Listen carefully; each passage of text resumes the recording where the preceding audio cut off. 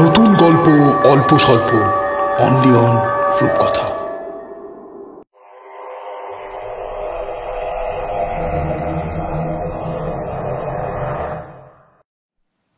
গল্পের সমস্ত চরিত্র ও ঘটনাবলী সম্পূর্ণ কাল্পনিক। বাস্তবের সাথে কোনো মিল থেকে থাকলে সেটা সম্পূর্ণ অনিচ্ছাকৃত ও কাকতালীয়। রূপকথা মানেই যেখানে রহস্য রোমাঞ্চের ঘনঘটা থাকে, থাকে হাড় হিম করা নতুন কিছু ভূতের গল্প ও অল্প স্বল্প কবিতা। কাজেই আর বিলম্ব না করে গল্প শোনার পাশাপাশি রূপকথা চ্যানেলটিকে সাবস্ক্রাইব করুন, আর সবার আগে নোটিফিকেশন পাওয়ার জন্য পাশে থাকা বেল আইকনটি প্রেস করে অল করে রাখুন।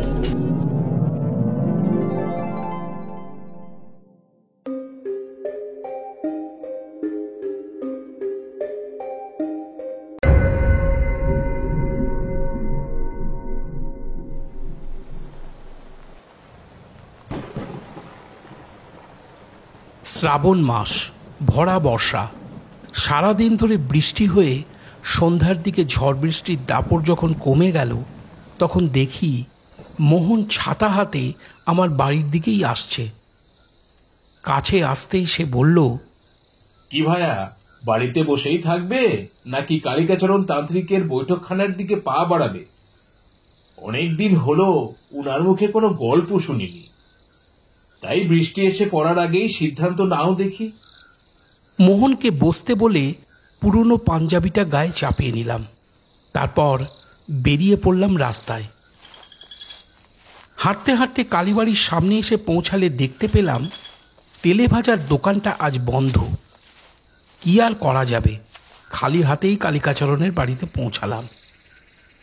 চটি খুলে পা ধুয়ে বৈঠকখানায় বসতেই বড় বড় ফোঁটায় তেড়ে বৃষ্টি নামল। এলোমেলো ঠান্ডা বাতাস বইতে শুরু করলো। সেই সঙ্গে লোডশেডিং হলো। একটু পরে দোতলা সিঁড়ি ভেঙে লণ্ঠন হাতে কালিকাচরণ ঘরে ঢুকল, আর নিজের মনেই বলল, ইদানিং দেখছি এখানে লোডশেডিংটা বড় বেড়েছে। দেওয়ালে লণ্ঠনটা ঝুলিয়ে দিতেই অন্ধকারে আমাদের দুজনকে বসে থাকতে দেখে বললে, আরে তোমরা যে, কতক্ষণ হলো এসেছো? মোহন প্রণাম করে বলল, পণ্ডিত মশাই, আমরা কিছুক্ষণ আগেই এসেছি। বাড়িতে বসে আর সময় কাটছিল না, তাই চলে এলাম গল্প করতে। বেশ করেছো, তোমরা এলে আমারও বেশ ভালোই লাগে। একলা ঘরে বসে থাকতে আমারও যে বিশেষ ভালো লাগে না। দিনের বেলায় তবুও মানুষের আনাগোনা থাকে, তাদের নানান সমস্যার কথা শুনি, সময় বিশেষে মুক্তির উপায় বলে দিই। কাজের মধ্যে থাকলে সময় কেটে যায়, কিন্তু এই বর্ষার সময়ে বিশেষ ভিড় হয় না। যাই হোক, এবারে তোমরা বলো কি খাবে? আমি বললাম, আপনার এখানে আসার সময় দেখলাম মোড়ের মাথার তেলে ভাজার দোকানটা বন্ধ, তা না হলে গরম গরম তেলে ভাজা আনা যেত। জানি, ওই বেটা গ্রামের বাড়িতে গেছে। কয়েকদিনের একটানা বৃষ্টিতে তাদের ভিটে বাড়ির ছাদ ভেঙেছে, তাই সেটা মেরামত করার জন্য ওখানে গেছে। তাতে কি, তোমরা যদি চাও আমি তোমাদেরকে গরম গরম লুচি, বেগুন ভাজা ও ছোলার ডাল খাওয়াতে পারি। মোহন বলল, এত কিছু আয়োজন করতে সময় লাগবে তো, তাহলে যে গল্প শোনাটা বাদ পড়ে যায় পণ্ডিত মশাই। কালিকাচরণ হেসে বলল, তাহলে তোমাদেরকে বিষয়টা খুলেই বলি। কয়েকদিন ধরেই গোপালকে বলছি যে রোজ রোজ দুধ রুটি খেতে আর ভালো লাগে না, তাই সে আমাকে বলেছে যেদিন যেদিন বৃষ্টি হবে সেদিনই রাতে সে নতুন কিছু রেঁধে খাওয়াবে। যেমন পরশুদিন রেঁধেছিল লাচ্ছা পরোটা আর আলু চচ্চড়ি। বেড়ে রেঁধেছিল গতকাল খিচুড়ি আর পাঁপড় ভাজা। আজ বেটা রাঁধবে লুচি, বেগুন ভাজা ও ছোলার ডাল। গোপালের রান্নার হাতটা বেশ ভালো, তাই তোমরাও খেয়ে দেখতে পারো। কথা শেষ হতেই দেখি গোপাল এসে হাজির, তার হাতে গরম চা আর পাঁপড় ভাজা। কালিকাচরণ কিছু বলার আগেই সে বলল, ঠাকুর মশাই, ময়দা মাখা হয়ে গেছে, আপনি বললেই গরম গরম ভেজে দেব। সেই কথা শুনে মোহন বলল, গল্পের শেষে খাওয়ার আয়োজনটা হলে ভালো হয় পণ্ডিত মশাই। এখন একটা গল্প হোক। কিরকম গল্প শুনতে চাও বলো? আপনি যা বলবেন তাই শুনব। কালিকাচরণ চায়ের কাপটা নামিয়ে রেখে বলল, একটা ঘটনার কথা মনে পড়ছে, যা তোমাদের কাছে বিশ্বাসযোগ্য নাও হতে পারে, তবে গল্প শুনে পরে যেন হেসো না বাছা। সেই কথা শুনে গোপাল আমাদের পাশে বসে পড়ল। কালিকাচরণ বলতে শুরু করলো, সেদিন ছিল কোজাগরী পূর্ণিমা। চন্দননগরে আমার এক ভক্তের বাড়িতে লক্ষ্মী পূজার নিমন্ত্রণ রক্ষা করতে গিয়েছিলাম। বিকেলের সময় ফেরার পথে রেল স্টেশনের প্ল্যাটফর্মে বসে আছি, হাওড়া লোকাল ধরব বলে। তখনই আমার নজর পড়ল প্ল্যাটফর্মের মাঝে থাকা একটা বাথরুমের দিকে। সেখানে মানুষের বেশ বড় একটা জটলা সৃষ্টি হয়েছে। মানুষের ভিড়ে মিশে দুজন পুলিশ কর্মীও দাঁড়িয়ে। ওনারা হাত তুলে সকলকে দূরে সরে যেতে ইঙ্গিত করছেন। একবার মনে হলো কাছে গিয়ে বিষয়টা দেখে আসি।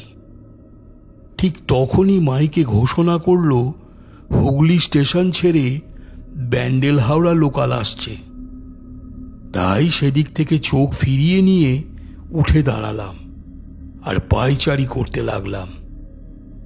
এমন সময় কিছুটা দূরে কম্বল মুড়ি দিয়ে শুয়ে থাকা একজন ভিখারি গোছের লোক উঠে বসল। পরনের পোশাক ময়লা ও শতছিন্ন। একজোড়া পুরনো চটিকে মাথার বালিশ বানিয়ে এতক্ষণ সে শুয়েছিল। লোকটির মাথা ও গাল ভর্তি অযত্নলালিত চুলদারির জঙ্গল। লোকটি পাগলের মতন দুই হাত দিয়ে নিজের মাথা চুলকে বারবার আমার দিকে তাকাতে লাগলো। আমি বললাম, কিছু বলবেন? এবারে লোকটি কিছুটা হেসে বলল, ছেলেটা বাঁচবে না বুঝলি, অস্বাভাবিক ঠান্ডা বাতাস বইছে, অদ্ভুত ধরনের শব্দ। শোন, কান পেতে শোন, শুনতে পাচ্ছিস?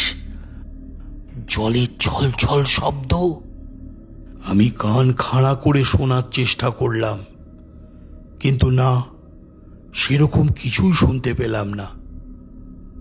বুঝলাম লোকটা পাগল ছাড়া আর কিছুই না, বদ্ধ উন্মাদ। তখনই লোকটি বিদ্রূপের হাসি হেসে বলল, শালা আমাকে পাগল ছাগল মানুষ ভেবেছিস? আমি সব দেখতে পাই। মানুষের মুখের দিকে তাকালেই বুঝে নিতে পারি কে আসল আর কে নকল। তুই আসল মানুষ, তাই তোকে বিষয়টা বললাম, বুঝলি? লোকটির কথা শুনে আমি বেশ অবাক হয়ে গেলাম। আমি কি ভাবছি তা উনি নিশ্চিত করে বলে দিচ্ছেন। সাহস আছে লোকটির। এবারে লোকটি কিছুটা নরম গলায় বললে, চিন্তা করিস না, ট্রেন আসতে অনেক সময় লাগবে। বস, আমার পাশেই বস। এই কথা বলে উনি একটা নোংরা ছেঁড়া আঠালো ধরনের আসন বার করে প্ল্যাটফর্মের মেঝেতে পেতে দিল। লোকটির মধ্যে বিশেষ কোনো ক্ষমতা আছে কিনা তা দেখবার জন্য আমি আসনে বসলাম। লোকটি একটা আধপোড়া বিড়ি বার করে তা ধরালো। তারপর লম্বা একটা ধোঁয়া ছেড়ে বলল, আমি যতক্ষণ না হ্যাঁ বলবো ততক্ষণ স্টেশন চত্বরে ট্রেনের টিকিটিও খুঁজে পাবে না কেউ, মাইকে যতই ঘোষণা করুক। বললাম, আপনি যে ছেলেটির কথা বলছিলেন সে কে, তার কি হয়েছে? বলবো বলবো, সব বলবো। তার আগে আমাকে কিছু খেতে দে, 2 দিন ধরে কিছু খাইনি। বললাম, আমার কাছে খাবার বলতে প্রসাদ আছে, খাবেন? দে দেখি, আজ তো ঘরে ঘরে লক্ষ্মী পুজো, তাই না? হ্যাঁ। কাঁধের ঝোলা থেকে লুচি, আলুর দম, মিষ্টি ও নারকেলের নাড়ু বের করে দিলাম। লোকটি পাগলের মতন 2 হাত দিয়ে তৃপ্তি করে চেটে পুটে প্রসাদ খেতে লাগলো। আসলে ফেরার সময় ভক্তের বাড়ি থেকে আমার জন্য কিছুটা প্রসাদ সঙ্গে দিয়েছিল, যাতে রাতে রান্না না করতে হয়। যাই হোক, খাওয়া হলে লোকটি জল চাইল। বোতল থেকে তার হাতে জল ঢেলে দেওয়ার সময় লোকটি 1 আঁচলা ভর্তি জল আমার চোখের সামনে তুলে ধরলেন আর বললেন, ভালো করে দেখ, জলের উপরে কার ছায়া পড়েছে। আমি সেদিকে চাইতেই অবাক হয়ে গেলাম। কোথাও কাউকে দেখা না গেলেও জলের উপর এক ভয়ঙ্কর দানবিক মুখের ছায়া ভেসে উঠেছে। কি আশ্চর্য ব্যাপার! ওটা কিসের ছায়া? আমি সেই প্রশ্নই করতে যাব, তখনই লোকটি হাত মুখ ধুয়ে বলল, এদের স্বভাব হিংস্র। এরা জলে থাকা মানুষকে টেনে নিয়ে যেতে চায় অন্ধকারে। রাত নামলেই এদের শক্তি দ্বিগুণ হয়ে যায়, বুঝলি? তন্ত্রশাস্ত্রে এই ভয়ানক জীবকে জল পিশাচ নামে চিহ্নিত করা হয়ে থাকে। লোকটি চুপ করতেই কেন জানি না আমার মনে হলো কানের খুব কাছে জলের ছলছল শব্দ শুনতে পেলাম। লোকটি আবারও বলল, ওই যে শুনতে পাচ্ছিস সেই শব্দ? 2 ঘন্টা আগে স্টেশনের বাথরুমে একটি ছেলে স্নান করতে যায়, এখনো সে স্নান করে যাচ্ছে। এক অদ্ভুত নেশা তাকে ঘিরে রেখেছে। এরই মধ্যে কতজন যে চেষ্টা করেছে ছেলেটাকে বাথরুমের দরজা ভেঙে বাইরে আনতে, কিন্তু কেউ তার কাছেই যেতে পারেনি। কাছে গেলেই চোখ জ্বালা করে, দম বন্ধ হয়ে আসে, নাক দিয়ে রক্ত গড়িয়ে পড়ে। দেখ দেখ, ওখানে পুলিশও এসেছে, কিন্তু কচুপোড়া, কেউ কিছুই করতে পারবে না।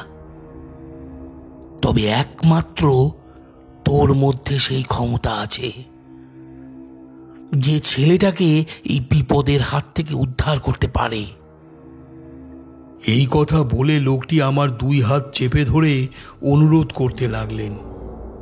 বললাম, আপনিও তো পারতেন ছেলেটাকে বাঁচাতে।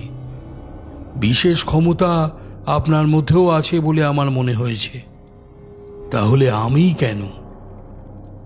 লোকটি কিছুক্ষণ চুপ করে থেকে বলল, জলে যে ছায়াটি ধরা দিয়েছিল সেটি এক বিধ্বংসী শক্তি। শুধু মন্ত্রপাঠ করে কিংবা বিশেষ ক্ষমতার জোরে তাকে নিয়ন্ত্রণে আনা সম্ভব নয়। তার জন্য চাই ঈশ্বরের প্রতি অগাধ ভালোবাসা ও সাহসের শক্তি, যা তোর মধ্যে জন্মের সময় থেকেই আছে।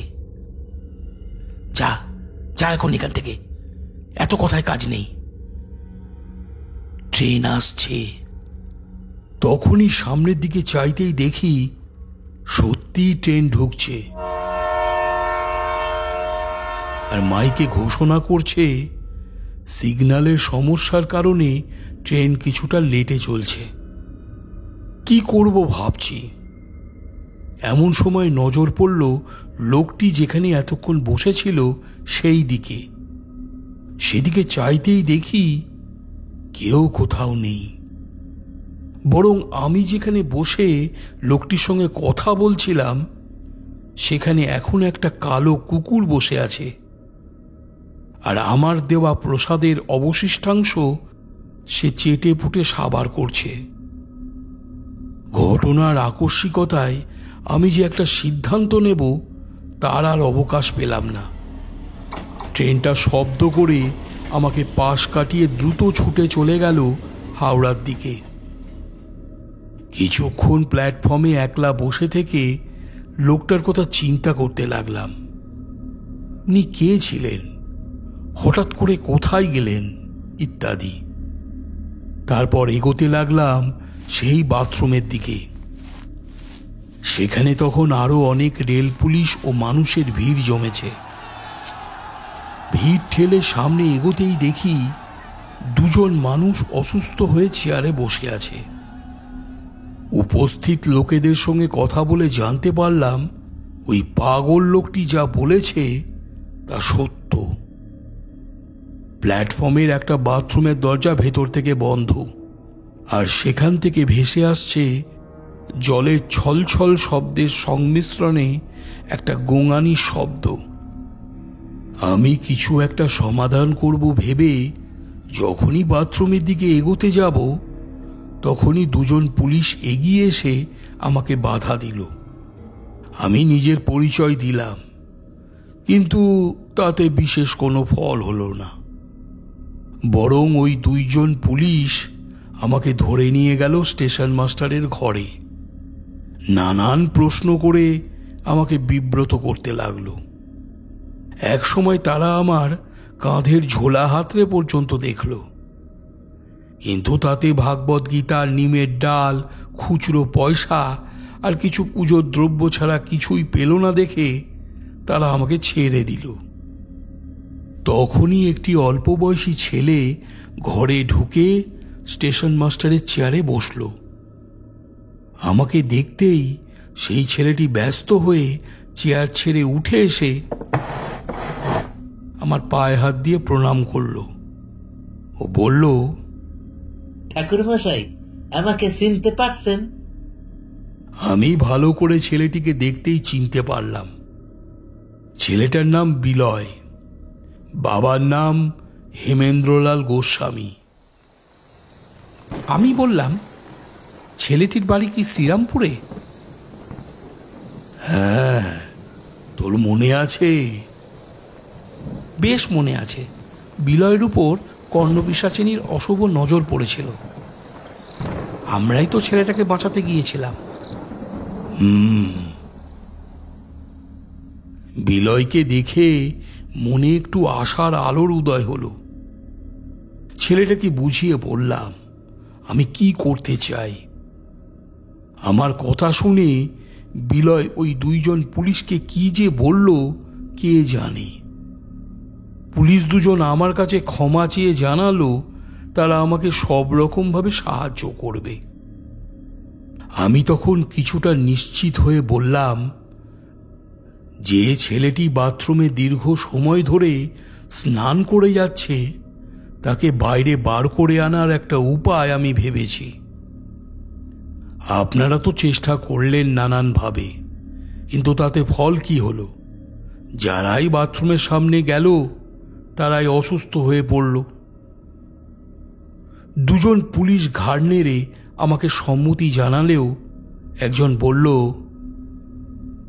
আপনি তান্ত্রিক মানুষ, অলৌকিক বিষয়ে আপনার বিশ্বাস থাকাটাই কাম্য, কিন্তু আমরা এসবে বিশেষ বিশ্বাস করি না। তাই আমাদেরকে এমন করতে বলবেন না যার অনুমতি আমরা দিতে পারবো না। আমি বললাম, সেরকম জটিল কিছু না। আপনারা একটা পাত্রে কিছুটা গঙ্গা জল নিয়ে তাতে 5টা তুলসী পাতা ডুবিয়ে দিন।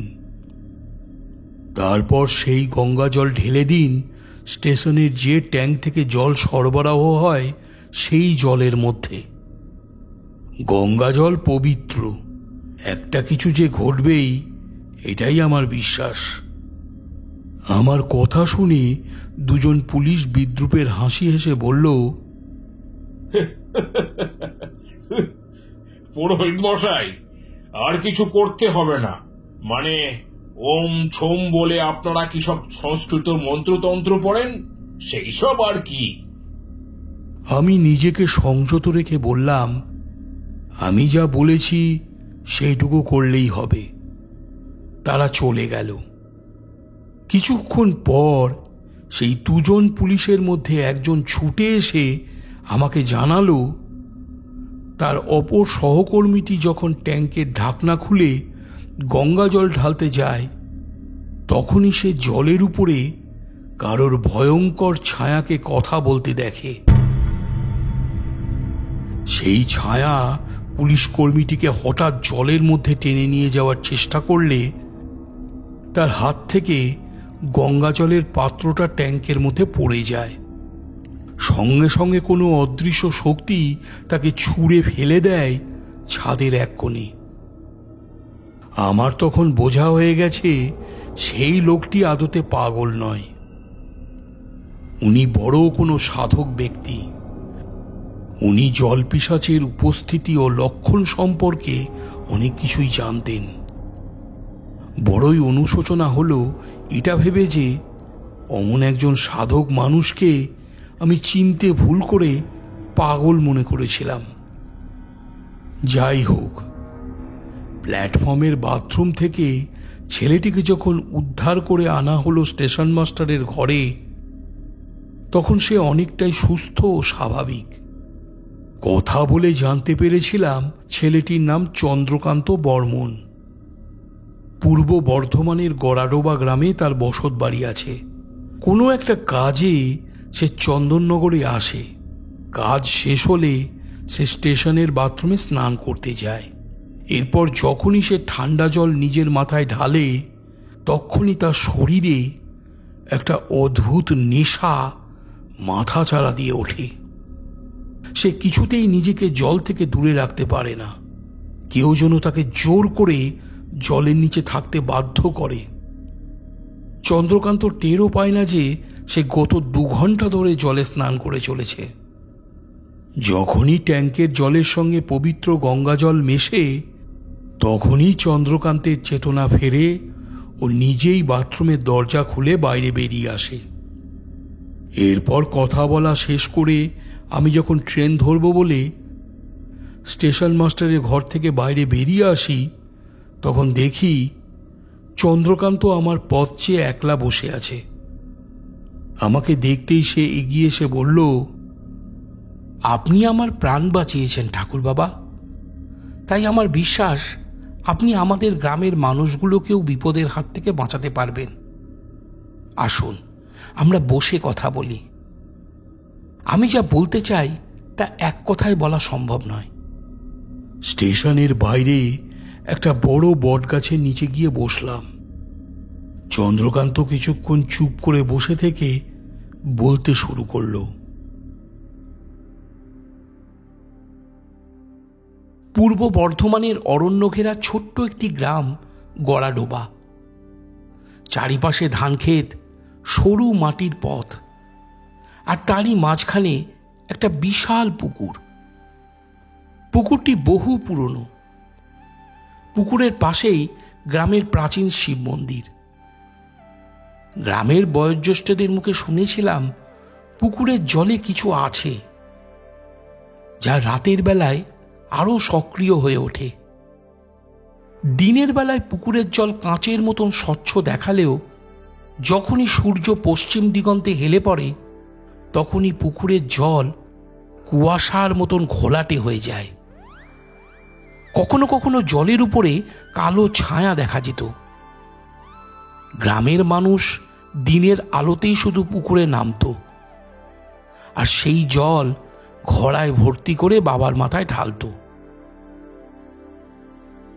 সেই সঙ্গে শিব মন্দিরকে ঘিরেও প্রচলিত ছিল একটি গল্প। রাত নামলেই মন্দিরে একটি অচেনা মেয়ে আসে। সে শিবলিঙ্গে পুজো করে। পুজো শেষ হলে মন্দিরের ভিতরেই মেয়েটি কোথাও মিলিয়ে যায়। কেউ তাকে ঠিক মতন দেখতে পায় না। তবে যারা দেখেছে বলে দাবি করে তাদের জীবন আর আগের মতন স্বাভাবিক নেই। গ্রামের সবাই সেই শিব মন্দিরকে শ্রদ্ধা করলেও রাতে কেউই মন্দিরের আশেপাশে যেত না। একদিন গ্রামের এক জেলে পরিবারের ছেলে বাড়িতে অশান্তি করে রাত্রিকালে সেই পুকুরের পাড়ে যায়। সে ভেবেছিল রাতটা ওখানেই থেকে মাছ ধরে কাটিয়ে দেবে। সেই মতো বাড়ি থেকে লণ্ঠন, ছিপ, বড়শি সঙ্গে নিয়ে বেরিয়েছিল। পরদিন সকালে ছেলেটির লণ্ঠন, ছিপ ও চটিজোড়া পুকুর পাড়ে পাওয়া গেলেও পুকুরের জলের উপর ভাসছিল শুধু তার ছেঁড়া জামা কাপড়। এরপর থেকেই গ্রামে আতঙ্ক চরমে পৌঁছায়। এক পর্যায়ে গ্রামে একের পর এক মানুষ গুম হতে লাগল। আশ্চর্য ব্যাপার হলো, গুম হওয়া মানুষদের পরনের পোশাকের ছেঁড়া অংশ সেই পুকুরের জলে ভাসত, কিন্তু কারোরই দেহ খুঁজে পাওয়া যেত না। রহস্য উদ্ঘাটন করতে অনেক তান্ত্রিক সন্ন্যাসী এলেন, কিন্তু তারা একে একে ফিরেও গেলেন। যাওয়ার আগে তাদের মধ্যে কেউ কেউ বলে গেলেন, প্রতি পূর্ণিমার রাতে পুকুরের জল কালো হয়ে ওঠে।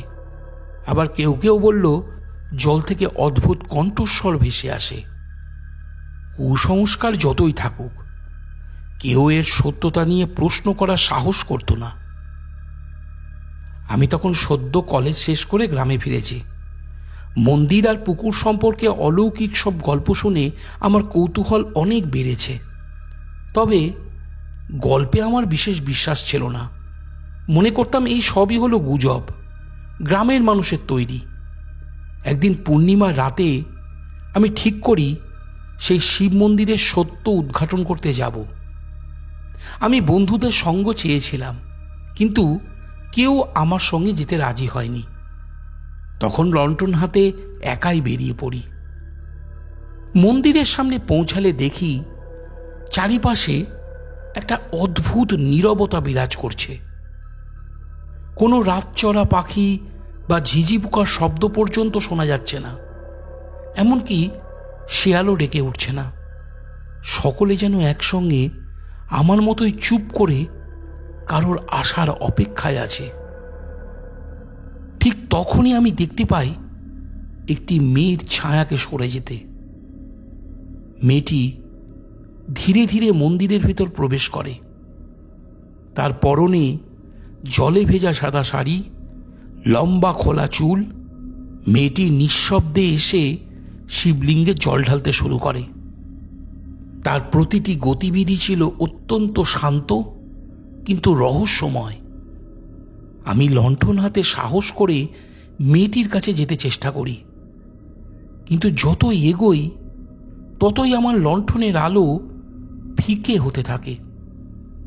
মেয়েটি হঠাৎ আমার দিকে তাকায়। তার চোখে কেমন যেন এক শূন্যতা। আমাকে দেখে সে মৃদু হেসে বলে, তুমি এখানে কেন এসেছ? এটা আমার পুজোর স্থান। আমি মেয়েটির রহস্যময় উপস্থিতি দেখে হতভম্ব হয়ে যাই। মেয়েটি শিবলিঙ্গে ফুল আর বেলপাতা নিবেদন করতে শুরু করে। এরপর যখন সে বিড়বিড় করতে করতে শিবলিঙ্গের চারিপাশে প্রদক্ষিণ শুরু করে, তখন আমার দৃষ্টি পড়ে মেয়েটির পায়ের দিকে। তার পা যেন মাটি স্পর্শ করে নেই। আমি ভয়ে পিছিয়ে আসার চেষ্টা করি। তখনই মেয়েটি হঠাৎ আমার দিকে তাকায়। তার চোখ দুটো অগ্নি সদৃশ, তার কণ্ঠ ছিল গম্ভীর। মেয়েটি বলে ওঠে, কোথায় যাচ্ছ? এসো আমার সঙ্গে, এসো বলছি। আমি তখন যন্ত্রচালিত পুতুলের মতন মেয়েটিকে অনুসরণ করি। হাঁটতে হাঁটতে এক সময় পৌঁছে যাই মন্দির লাগোয়া সেই পুকুরের সামনে। তখনই পুকুরের নিচ থেকে এক মেঘের মতন কালো ধোঁয়া বের হতে শুরু করলো। মেয়েটি হঠাৎ জলে ডুব দিল। কিছুক্ষণের জন্য মেয়েটিকে আর দেখা গেল না। আমি দৃষ্টি ঘুরিয়ে মেয়েটিকে খোঁজার চেষ্টা করতে লাগলাম। তখনই এক বিশাল পিশাচি মুখ ভেসে উঠল জলের মধ্যে থেকে। তার কণ্ঠে অদ্ভুত এক গড়গড় শব্দ ছিল। তার মুখে চাঁদের আলো পড়লেও তার চোখে শুধুই রক্তের প্রতিফলন। পিশাচী ভয়াল কণ্ঠে বলে উঠল, আমি মৃতদের সমাধি, আমি পুকুরের জল থেকে সৃষ্ট, আমার রক্তের বড় পিপাসা। এই কথা বলতেই কোনো এক অদ্ভুত শক্তি আমাকে তার দিকে টানতে লাগলো। আমি কিছুতেই সেই টানকে প্রতিহত করতে পারলাম না। পুকুর পাড় থেকে গড়িয়ে পড়লাম জলে। ঠান্ডা বাতাসের বেগ হঠাৎ করে বেড়ে গেল। আমি যতবারই চেষ্টা করি জল থেকে পাড়ে উঠে যেতে, ততবারই জলের নিচ থেকে কেউ আমার পা টেনে ধরে। অনেক চেষ্টার পর একসময় আমার হাত গিয়ে ঠেকে পুকুর পাড়ে পোতা এক লোহার খুঁটিতে। আমি সঙ্গে সঙ্গে সেই খুঁটি আঁকড়ে ধরি। অল্পক্ষণ পরেই অনুভব করি জলের নিচের সেই টান আর নেই। কোনো রকমে পাড়ে উঠে পালিয়ে যাই বাড়ির দিকে। পরদিন আমি গ্রাম ছেড়ে পালিয়ে যাই তারাপীঠে। সারা দিন মন্দিরে পড়ে থেকে রাতের বেলায় সাক্ষাৎ হয় এক সাধকের সঙ্গে। উনাকে বিষয়টা জানালে উনি প্রতিকারের জন্য মন্দিরের নিকটস্থ জলাশয়ে রাত্রিকালে আমাকে আসতে বলে। পরদিন রাতে আমি সাধকের সঙ্গে দেখা করতে তার কথা মতন স্থানে যাই। রাত বাড়তে থাকে, কিন্তু সেই সাধক আর আসে না। অপেক্ষা করতে করতে যখন আকাশ ফর্সা হয়ে আসে, তখন দেখি আমি যেখানে বসে আছি ঠিক আমার পিছনে সেই সাধকের মৃতদেহ পড়ে আছে। ভয়ে আমার সারা শরীর কেঁপে ওঠে। সাধকের শরীর একদম শুকিয়ে গিয়েছিল, অথচ তার চোখ ছিল উজ্জ্বল লাল এক নিঃশেষিত প্রাণীর মতো। যেন রক্তের পিপাসা মিটাতে তাকে নির্মমভাবে শোষণ করা হয়েছিল। লোকজনের ভিড় বাড়ার আগেই আমি সেখান থেকে পালিয়ে যাই। সেদিনের পর থেকে আমি আজও পালিয়ে পালিয়ে বেড়াচ্ছি। জল দেখলেই তাতে সেই পিশাচির মুখ ভেসে ওঠে। আজ না হয় আপনি আমাকে প্রাণে বাঁচিয়ে নিলেন, কিন্তু কাল যে আবার নতুন করে কোনো বিপদ হবে না তা কিভাবে নিশ্চিত হবে? চন্দ্রকান্তের মুখে উদ্বেগ ও চিন্তার ছাপ দেখে বললাম, আমাকে তোমাদের গ্রামের সেই মন্দিরে নিয়ে যেতে পারবে? চন্দ্রকান্তের চোখের দৃষ্টি কৃতজ্ঞতায় ভারী হয়ে এলো। সে আমাকে আরও একবার প্রণাম করে বলল, ঠাকুর বাবা, আপনি আমার সঙ্গে চলুন, আমি আপনার থাকা খাওয়ার সকল ব্যবস্থা করব। গ্রামের প্রতিটা মানুষ আপনার সান্নিধ্য লাভ করলে তারা একটু ভরসা পাবে। সেই রাতটা চন্দননগর স্টেশনের বিশ্রামাগারে থেকে কাটিয়ে দিলাম। পরদিন যখন পূর্ব বর্ধমানের গড়াডোবা গ্রামে আমি ও চন্দ্রকান্ত পৌঁছালাম, তখন বেলা 10টা। মন্দির চত্বরে আমাদেরকে ঘুরে বেড়াতে দেখে গ্রামের বেশ কিছু মানুষ জড়ো হয়ে ভিড় জমালো। ক্রমেই আমার আসার খবর ছড়িয়ে পড়ল গ্রামে। একসময় গ্রামের মোড়ল মশাই পার্থ ঘোষাল বাবু তার সঙ্গী সাথীদেরকে সঙ্গে করে এলেন। পরিচয় পর্ব শেষ হলে আমি জানালাম আমার ওখানে যাওয়ার কারণটা। সব কথা শুনে পার্থবাবু আনন্দিত হয়ে নিজের গৃহে আমাকে আশ্রয় দেওয়ার জন্য আমন্ত্রণ জানালেন। গৃহে বসে বিশ্রাম নেওয়া হলে দুপুরের পর আবারও গেলাম সেই শিব মন্দিরে। মন্দিরের সামনে তখন গ্রামবাসীরা ভিড় করে বসে আছে তাদের অভিজ্ঞতার কথা আমাকে শোনাবে বলে। পুকুর ও মন্দিরকে ঘিরে তাদের সকলের মনেই কোনো এক ভয় জন্ম নিয়েছে। তাদেরই মধ্যে একজন বয়স্ক লোকের মুখে শুনলাম পুকুর ও মন্দিরকে ঘিরে থাকা রহস্যময় ইতিহাসের কিছু কথা। উনি বললেন, বছর 50 আগে গ্রামের এক মেয়ে তার প্রেমিককে হারানোর শোকে শিব মন্দিরে পূজা করতে আসে। মেয়েটি ছিল ওই মন্দিরের কর্মরত পুরোহিতের একমাত্র মেয়ে। পুজো শেষ হলে সে ওই পুকুরে ঝাঁপিয়ে পড়ে আত্মহত্যা করে।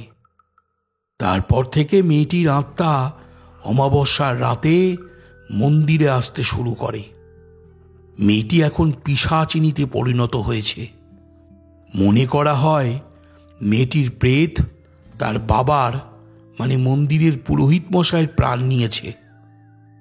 অনেক চেষ্টার পরেও এখনো সেই অলৌকিক সমস্যার কোনো উপযুক্ত সমাধান কেউ করে উঠতে পারেনি।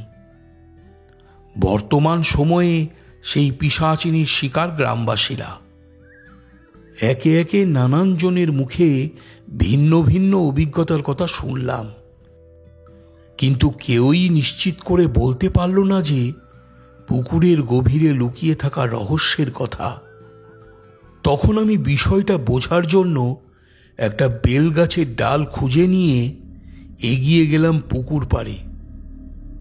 আমি কি করতে চলেছি তা দেখবার জন্য গ্রামবাসীরাও আমাকে অনুসরণ করল। পুকুর পাড়ে পৌঁছাতেই দেখলাম জলের উপর একটা অদ্ভুত ছায়া ভাসছে। বিলম্ব না করে মহেশ্বরের নাম নিয়ে ওম নমঃ শিবায় বলে হাতে ধরে থাকা বেলগাছের ডালটাকে সজোরে পুঁতে দিলাম জলের গভীরে থাকা নরম মাটির মধ্যে। সঙ্গে সঙ্গে জলের উপরে ভেসে থাকা সেই অদ্ভুত ছায়া অদৃশ্য হল।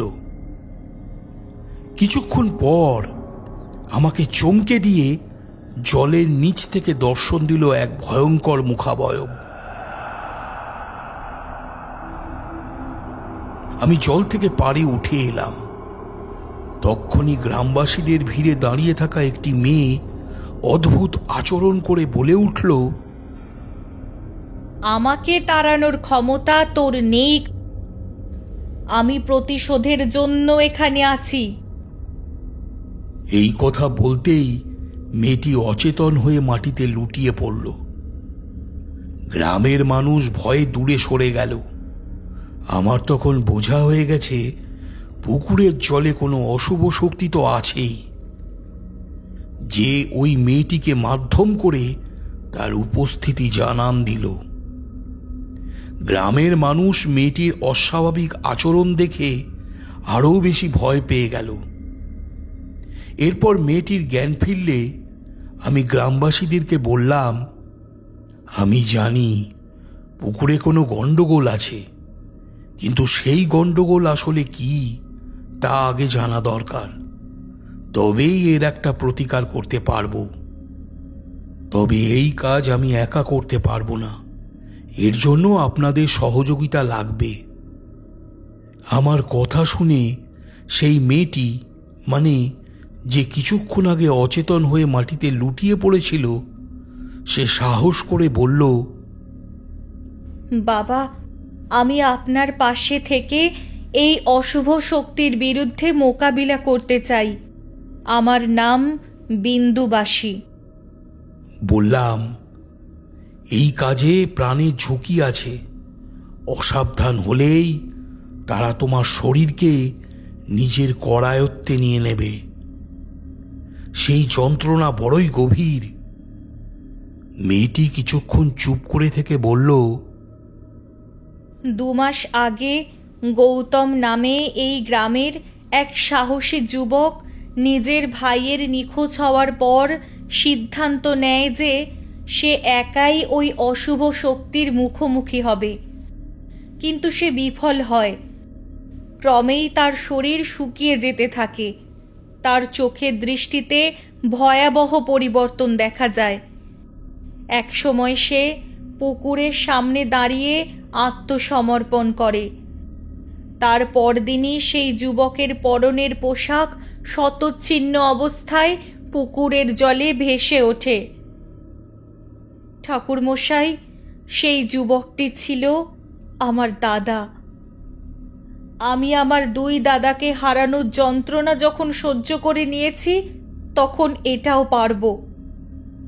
আমার ভাইদের অকাল মৃত্যুর পিছনে কোনো অস্বাভাবিক ঘটনা থাকলেও এটা নিশ্চিত করে বলতে পারি, এই কর্মকাণ্ডের পিছনে শুধু যে অশুভ শক্তি আছে এমনটা নয়, কোনো তান্ত্রিকের প্রভাব আছে। কথাটা শুনে আমি বেশ অবাক হলাম। মনে হলো বিন্দুর কথা উড়িয়ে দেওয়ার মতো নয়। এরপর আমার নির্দেশে গ্রামবাসী ও বিন্দু মিলিত হয়ে রাতের বেলায় পুকুরের নিকটস্থ শিব মন্দিরে পূজার আয়োজন করল। আমার বিশ্বাস ছিল কোনো অশুভ আত্মা বা পিশাচের বিরুদ্ধে যুদ্ধ করতে হলে প্রথমেই জানার প্রয়োজন কিভাবে তার জন্ম হলো আর কি তার উদ্দেশ্য। মন্দিরের সামনে উঁচু বারান্দার উপরে দুটো আসন পাতা। একটা আসনে বিন্দু হাত জোর করে বসে আছে, অপর আসনটি হলো আমার। গ্রামবাসীরা মন্দিরের নিচের উঠোনে একসাথে বসে আছে।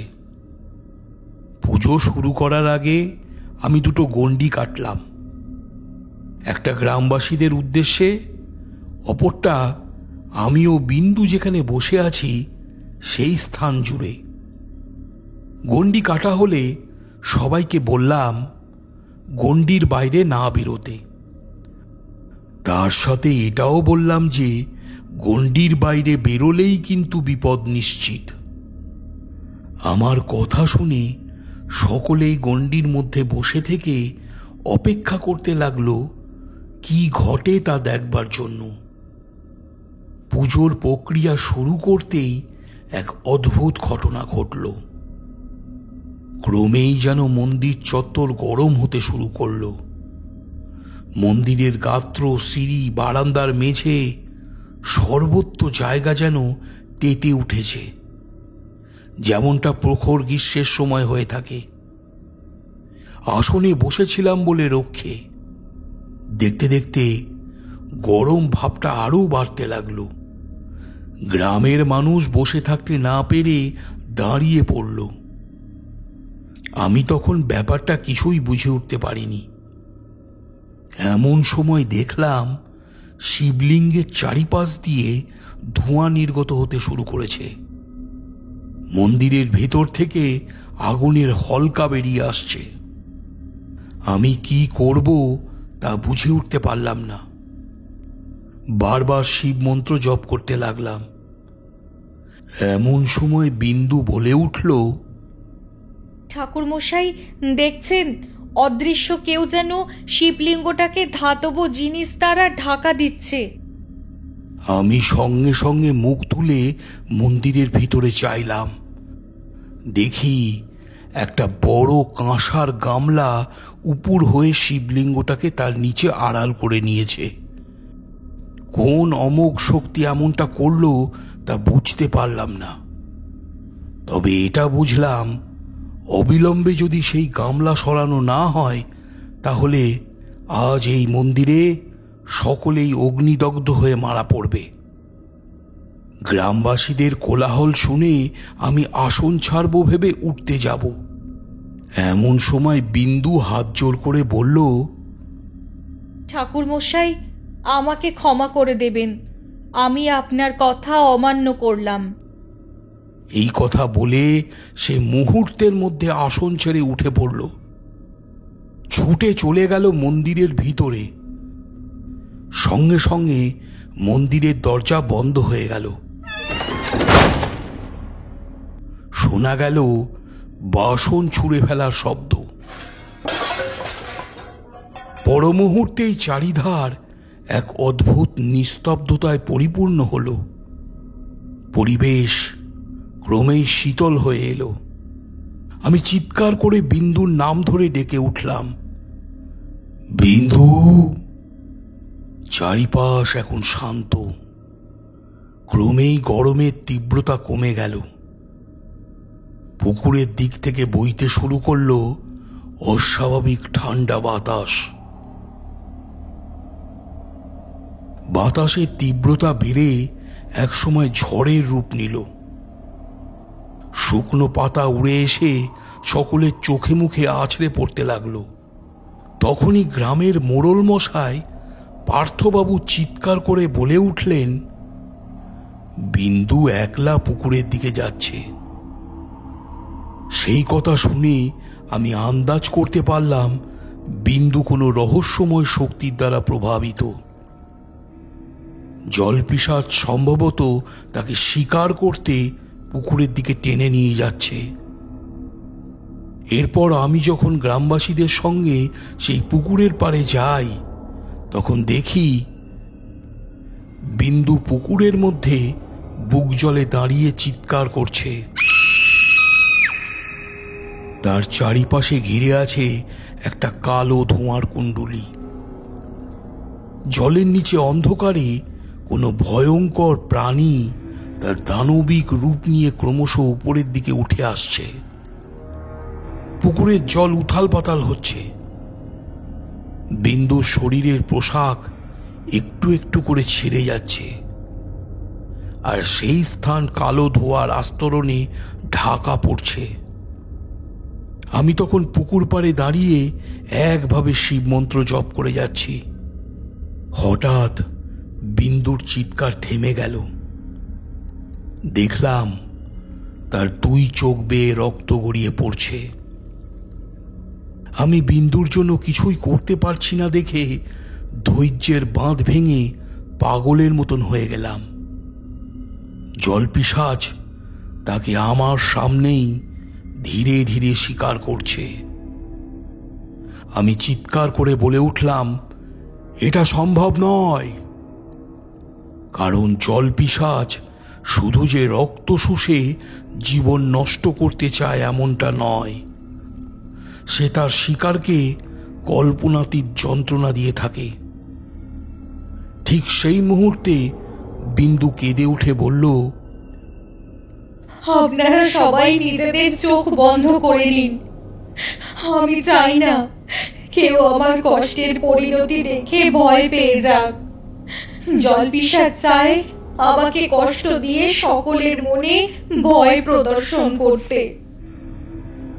বিন্দুর অবস্থা দেখে গ্রামবাসীরাও কান্নায় ভেঙে পড়ল।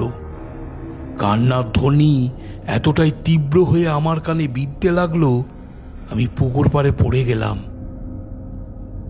চোখের দৃষ্টি ক্রমশই ঝাপসা হয়ে এলো।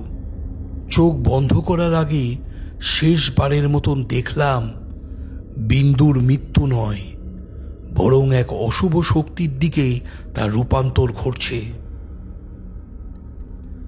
জলপিশাচের হাতে সেও এক পিশাচিনীর রূপ নিচ্ছে। চোখ বন্ধ হতেই একটা অদ্ভুত দৃশ্য দেখলাম। এতটা বলে কালিকাচরণ থামল। নমস্কার, আমি অঙ্কুশ। আমার লেখা কালিকাচরণ তান্ত্রিকের 35টা এপিসোডের গল্প আপনারা এর আগেই রূপকথা শুনেছেন। যারা এই পরিবারে নতুন, তারা এই সিরিজের প্রতিটা গল্প একত্রভাবে শুনতে চাইলে ডেসক্রিপশন বক্সে দেওয়া লিঙ্কে ক্লিক করুন আর হারিয়ে যান অলৌকিক গল্পের জগতে। আজ আপনার জন্য অঙ্কুশ মৈত্রের লেখা কালিকাচরণ তান্ত্রিকের নতুন পর্বের গল্প গড়াডোবা গ্রামের জলপিশাচ। প্রধান চরিত্রে শুভশ্রী, অঙ্কুশ ও পূর্ণেন্দু। এই গল্পের সকল অলৌকিক বর্ণনা শুধুমাত্র গল্প বানানোর উপাদান মাত্র। আশা করব আপনারা কুসংস্কার মুক্ত হয়ে শুধু গল্প শোনার আনন্দে আমার এই লেখাটাকে গ্রহণ করবেন। শুনছেন কালিকাচরণ তান্ত্রিকের গল্প গড়াডোবা গ্রামের জলপিশাচ।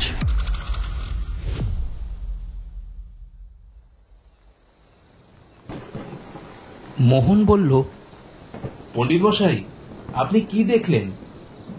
কালিকাচরণ তক্তপোষ ছেড়ে জানালার সামনে গিয়ে দাঁড়ালো। বাইরে তখনও বৃষ্টি হয়ে চলেছে।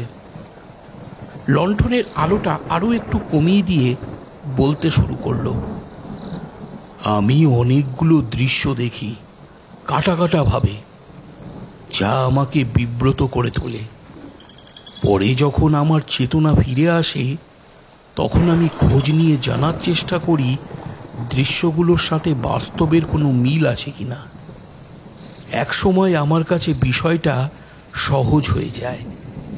আমি বুঝতে পারি পুকুর ও মন্দিরকে ঘিরে কোন অজানা রহস্য গত 50 বছর ধরে সকলের নজর হতে লুকায়িত অবস্থায় রয়েছে।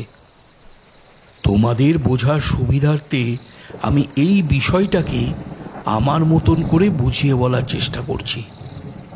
এই কথা বলে কালিকাচরণ আবারও বলতে শুরু করলো।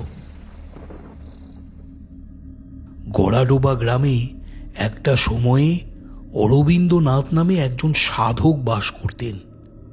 উনি ছিলেন শিব মন্দিরের পূজারী। পরিবার বলতে শুধু তার একমাত্র কন্যা বিশালাক্ষী। মেয়েটি বড়ই সাধারণ ও শান্ত স্বভাবের ছিল। একদিন পাশের গ্রামের জমিদার পুত্র গড়াডোবা গ্রামে ঘুরতে আসে। তখন তার কুদৃষ্টি পড়ে বিশালাক্ষীর উপর। জমিদার পুত্রের নাম ছিল রুদ্র। তার চরিত্র ছিল নৃশংস প্রকৃতির, অহংকার ছিল সীমাহীন। রুদ্র ও তার সঙ্গীরা প্রায়শই বিশালাক্ষীকে একলা পেলে উত্ত্যক্ত করত। একদিন বিশালাক্ষীর বাবা অরবিন্দবাবু একটা বিশেষ কাজে গ্রামের বাইরে গিয়েছিলেন। যাওয়ার আগে তার মেয়েকে শিব মন্দিরের পুজোর ভার দিয়ে গিয়েছিলেন। কথা ছিল সেই দিন রাতেই তার বাবা ফিরে আসবেন। দিনটা ছিল পূর্ণিমা। রাতে যখন বিশালাক্ষী শিব মন্দিরের পূজা সেরে একলা বাড়ি ফিরছিল, তখন চারদিকে গভীর অন্ধকার। পুকুর পাড়ে এসে সে দেখল 3 জন যুবক তার পথ আগলে দাঁড়িয়ে আছে। তাদের মুখে ছিল শয়তানি হাসি। বিশালাক্ষী ভয়ে পিছু হটতে চাইলে তারা চারদিক থেকে ঘিরে ফেলে। রুদ্র এগিয়ে এসে বলে, তুমি যদি আমার চাওয়া না মানো তাহলে এই পুকুরে তোমার লাশ ভাসবে। বিশালাক্ষী কাঁদতে কাঁদতে সাহায্যের জন্য চিৎকার করল, কিন্তু গ্রামের কেউ তার ডাক শুনতে পেল না। চিৎকারের শব্দ ধীরে ধীরে স্তব্ধ হয়ে গেল। পুকুরের পাশেই মেয়েটির সম্মান ছিন্ন ভিন্ন হল। রুদ্র ও তার সহযোগীরা যখন নিজেদের কাজ শেষ করল, তখন তারা একজোট হয়ে বিশালাক্ষীর হাত পা বেঁধে পুকুরের জলে ঠেলে ফেলে দিল। বিশালাক্ষী বাঁচার জন্য আপ্রাণ চেষ্টা করতে লাগল। একটা সময়ে পুকুরের কালো জল বিশালাক্ষীর দেহটাকে গিলে নিল। ভেসে রইল শুধু একটুখানি রক্তিম লাল ছায়া। এরপর যখন অরবিন্দনাথ গ্রামে ফিরে এসে তার মেয়েকে কোথাও খুঁজে পেল না, তখন উনি পাগলের মতন হয়ে ছুটে গেলেন উনার গুরুর কাছে। গুরু ধ্যান যোগে সম্পূর্ণ বিষয়টা জেনে অরবিন্দবাবুকে সব কথা বলল। অরবিন্দ তখন তার মেয়ের হত্যাকারীর প্রতিশোধ নিতে গড়াডোবা গ্রামের সেই পুকুরে জলপিশাচকে জাগিয়ে তুলল তার সাধনার দ্বারা। কয়েকদিন পর থেকেই গ্রামে একের পর এক অদ্ভুত ঘটনা ঘটতে শুরু করল। যারা বিশালাক্ষীর মৃত্যুর জন্য জড়িত ছিল তারা একে একে রহস্যময়ভাবে নিখোঁজ হতে লাগলো। প্রথমে নিখোঁজ হল রুদ্র। তারপর তার বন্ধুরা ঘুমের মাঝে শুনতে পেল পুকুর থেকে কোনো নারী কণ্ঠ ডেকে বলছে, ফিরে এসো। তারা সেই ডাকে সাড়া দিল, আর ফিরে এলো না। পরদিন ভোরে রুদ্র সঙ্গীদের দেহ পাওয়া গেল পুকুর পাড়ে। কেউ কেউ বলল, পুলিশ যখন সেই মৃতদেহগুলো নিয়ে যাচ্ছিল, তখন পুকুরের জলে একটা কালো ছায়াকে তারা ভেসে উঠতে দেখেছিল। এইভাবে অপরাধীদের শাস্তি দেওয়া হলে জলপিশাচ শান্ত না হয়ে গ্রামে ত্রাস হয়ে উঠল। আমি যখন মন্দির ও পুকুরের ইতিহাস সম্পর্কে সবকিছু জানতে পেরে ভাবছি কিভাবে এই বিপদের হাত থেকে গ্রামবাসীদেরকে বাঁচানো যায়, তখন অপরদিকে গ্রামবাসীরা ধরে নেয় যে জলপিশাচের শক্তিকে ধ্বংস করার মতন ক্ষমতা কারণ নেই। বিন্দুই শুধু একলা মেয়ে নয়, গ্রামের আরও মেয়ে পরবর্তীকালে জলপিশাচের শিকার হবে। তাই গ্রাম ছেড়ে পালানোই তাদের কাছে বাঁচার একটা পথ। কিন্তু তারা এটা বুঝতে পারছিল না যে পালিয়ে গেলেও তাদের এই অভিশাপের হাত থেকে নিস্তার নেই। তারই একটা জলজান্ত উদাহরণ হলো চন্দ্রকান্ত। তবে এটা ঠিক যে বিন্দু যা আন্দাজ করেছিল তা সঠিক। জলপিশাচকে জাগিয়ে তোলার পিছনে অরবিন্দের মতন তান্ত্রিক মানুষের হাত ছিল। যাই হোক, এরপর গ্রাম ছেড়ে বেশ কিছু পরিবার পালানোর চেষ্টা করলে জলপিশাচের হাতে তারাও শিকার হলো। আমার মধ্যে অলৌকিক কিছু শক্তি থাকা সত্ত্বেও একে একে যখন গ্রামের মানুষের মৃত্যু হতে লাগলো, তখন আমি নিজের পরাজয়কে অস্বীকার করতে পারলাম না। আমি জানতাম এই লড়াই অনেক দীর্ঘ হতে পারে, কিন্তু শেষ পর্যন্ত জয় তারই হবে যে সত্যিকারের ভক্তি ও পবিত্রতা বজায় রেখে তার কর্ম করবে। রাত্রি আরো গভীর হয়ে আসছিল। পুকুর পাড়ে অন্ধকার আরো ঘনীভূত হচ্ছিল। বাতাসে এক শীতল সুর লেগেছিল, যেন মৃতের মুঠি গ্রামটিকে চেপে ধরে রেখেছিল। গ্রামবাসীদের মধ্যে এক ভয়ঙ্কর আতঙ্ক ছিল, আর সেই আতঙ্কের সবচেয়ে বড় কারণ ছিল জলপিশাচ। লণ্ঠন হাতে আমি একলা দাঁড়িয়ে আছি সেই পুকুর পাড়ে। 3 দিন আগেও বিন্দু এক সুন্দরী যুবতী নারী হিসাবে এই গ্রামে ঘুরে বেরিয়েছে, কিন্তু আজ সে জলপিশাচের শিকার হয়ে নিজেকে এক অদ্ভুত রূপে বদলে নিয়েছে। এক ভয়ানক পিশাচী হয়ে উঠেছে সে। তার চোখে এখন শুধুই রক্তের পিপাসা। তার মুখে অদ্ভুত এক হাসি। তার শরীরের প্রতিটি অঙ্গ যেন এক নতুন দানবীয় শক্তির দ্বারা প্রভাবিত হয়ে উঠেছে। এ কি সেই বিন্দু? যদি সে এখনো বিন্দুর সত্তায় বেঁচে আছে, তাহলে সে কেন গ্রামের মধ্যে ভয়ঙ্কর মৃত্যুর দূত হয়ে দাঁড়িয়েছে? আমার মনে সেদিন অনেক প্রশ্নের ঝড় উঠেছিল। সিদ্ধান্ত নিয়েছিলাম চূড়ান্ত লড়াইয়ের মাধ্যমে জলপিশাচের শিকল ছিঁড়ে দিতে হবে। কিন্তু কিভাবে? তার কাছে যে শক্তি ছিল তা হলো মন্ত্রের, কিন্তু এখন একটি পিশাচী আত্মা একজন মনুষ্য দেহ পেয়েছে। তার বিরুদ্ধে লড়াই করার জন্য শুধু মন্ত্র যথেষ্ট ছিল না। তাই ওই জলপিশাচকে মুক্তি দিতে হলে আমাকেও মৃত্যুর মুখোমুখি হতে হবে। পূর্ণিমার রাত, আমি শেষ লড়াইয়ের প্রস্তুতি নিয়ে পৌঁছে গেছি সেই পুকুর পাড়ে। তখন গ্রাম থেকে সবাই মন্দিরে আশ্রয় নিয়েছিল। আমি জানতাম আমাকে একা ওই ভয়ঙ্কর জলপিশাচের মুখোমুখি হতে হবে।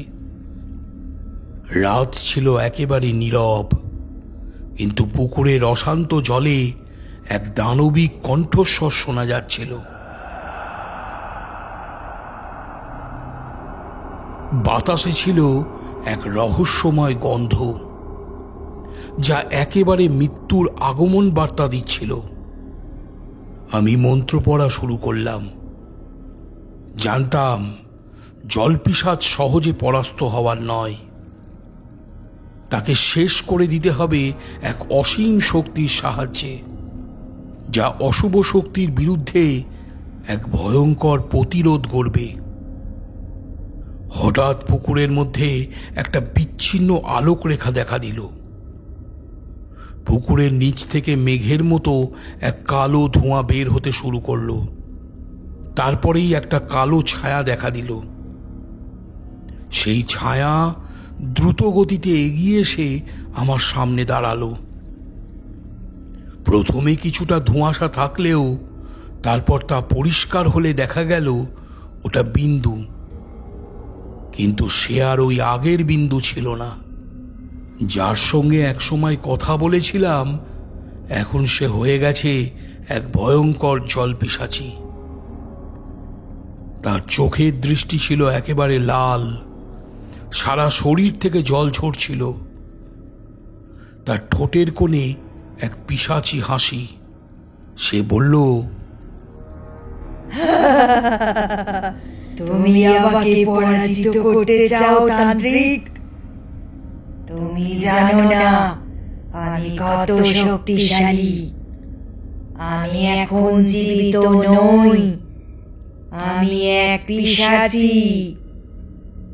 আমি কোনো উত্তর দিলাম না, শুধু দেখলাম তার মনোবল সেদিনও ছিল শক্ত, তবে তার চোখে এক গভীর বেদনা ছিল। আসলে বিন্দু যে ছিল এক সময়ে এক প্রাণবন্ত সাহসী যুবতী, আজ তার ভিতরে শুধুই অন্ধকার, এক অশুভ আত্মা যে তাকে শোষণ করছিল। ওই অশুভ শক্তি তাকে কিভাবে আচ্ছন্ন করেছে তা আমি জানি, কিন্তু তাকে মুক্ত করতে হলে তার মৃত্যুর পরিসমাপ্তি ঘটাতে হবে। তাই বললাম, বিন্দু, আমি তোমাকে মুক্তি দিতে চাই। তোমার ভিতরে যে পিশাচী আত্মা আছে সে তোমাকে ধ্বংস করছে, তবে আমি তোমাকে সেই মুক্তি দেব যা তোমার আত্মাকে চিরকাল শান্ত করবে। আমার কথা শুনে বিন্দুরূপী পিশাচী আরো ক্ষিপ্ত হয়ে উঠল। সে ক্রমশ তার শরীরের শক্তি একত্রিত করতে শুরু করল। হঠাৎ সে চিৎকার করে উঠে আমাকে আক্রমণ করল। দেখে মনে হলো তার শরীর থেকে এক অশুভ শক্তি বেরিয়ে আসছে। পুকুরের জল বিশাল ঢেউয়ের মতন উঠতে শুরু করলো, যেন বিন্দুকে সহায়তা করতে এক ভয়ঙ্কর শক্তি তার সঙ্গ নিয়েছে। বিন্দু আবারও ভয়ঙ্কর কণ্ঠে বলে উঠল, তুমি আমাকে কখনোই পরাস্ত করতে পারবে না তান্ত্রিক। তোমার মন্ত্রের শক্তি আমাকে কিছুই করতে পারবে না। এই কথা বলতেই বিন্দুর শরীর থেকে এক কুয়াশার আবেশ ছড়িয়ে পড়তে লাগলো, যা চারিপাশকে অন্ধকারে আচ্ছন্ন করে দিল। হারিয়ে গেল চাঁদের আলোটুকু। অন্ধকারের ভেতর থেকে এক অদ্ভুত কষ্টদায়ক আওয়াজ বের হচ্ছিল। আমি নিজেকে শান্ত রেখে এক মনে মন্ত্র উচ্চারণ করতে লাগলাম। মন্ত্রের ধ্বনি শুনতেই বিন্দু ক্ষিপ্ত হয়ে তার দুই হাত আকাশে তুলে ধরল। সঙ্গে সঙ্গে পুকুরের জল অদ্ভুতভাবে ঘুরে এক ভয়ানক শক্তির সঙ্গে আমার দিকে ধেয়ে এলো। আমি কোনোভাবেই পিছালাম না, কারণ আমি জানতাম এই লড়াই শুধু শরীরের নয়, একটি আত্মার। জল পিশাচের শক্তি যে আত্মাটিকে গিলে ফেলেছে তাদেরকে একসাথে ধ্বংস করতে হবে। অশুভ শক্তি কাছে আসতেই আমি অগ্নিস্পর্শী মন্ত্র পড়তে শুরু করলাম, যে মন্ত্র অশুভ শক্তির দেহে প্রবাহিত হয়ে তা পরাভূত করতে সক্ষম। অগ্নিস্পর্শী মন্ত্রের শক্তি দ্রুত আগুনের মতন ছড়িয়ে পড়ল, আর বিন্দুর শরীর জ্বলে উঠল।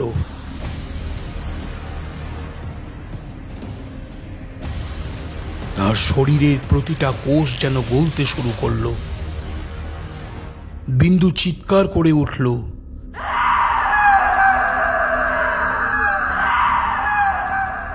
কিন্তু সেই চিৎকার ছিল এক ধরনের ভয়ঙ্কর যন্ত্রণার, যা তার আত্মাকে মুক্তির দিকে নিয়ে যাচ্ছিল।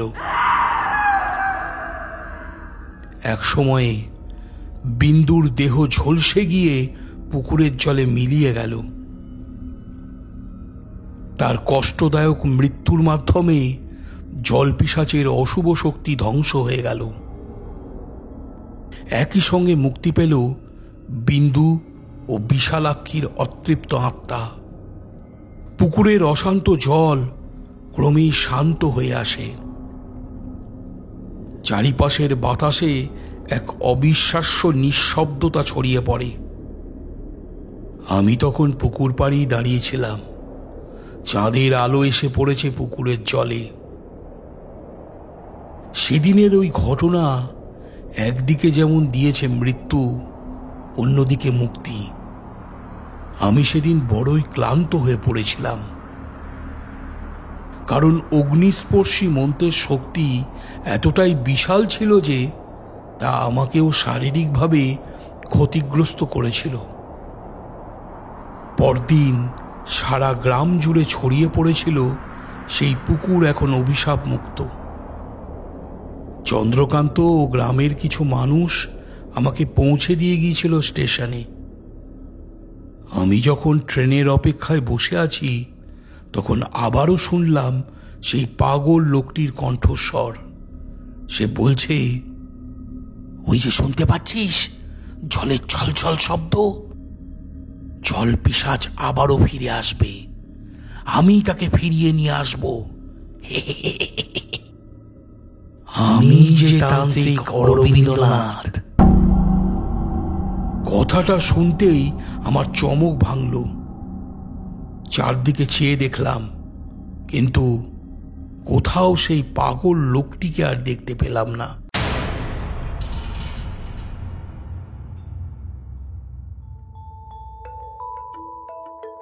শেষ হলো আজকের গল্প গড়াডোবা গ্রামের জলপিশাচ। আবার একটা নতুন গল্প নিয়ে আমরা খুব তাড়াতাড়ি ফিরব। তাহলে এবার তোমরা চটপট কমেন্ট করে আমাকে জানাও আজকের গল্পটা তোমাদের কেমন লাগলো। যদি ভালো লেগে থাকে তাহলে শেয়ার করে দিও বন্ধুদের মধ্যে। আর রূপকথার সমস্ত নতুন নতুন গল্প কবিতা শুনতে সাবস্ক্রাইব করে নাও এই ইউটিউব চ্যানেলটিকে। সবাই ভালো থাকো, সুস্থ থাকো আর রূপকথার সঙ্গে থেকো। শুভরাত্রি।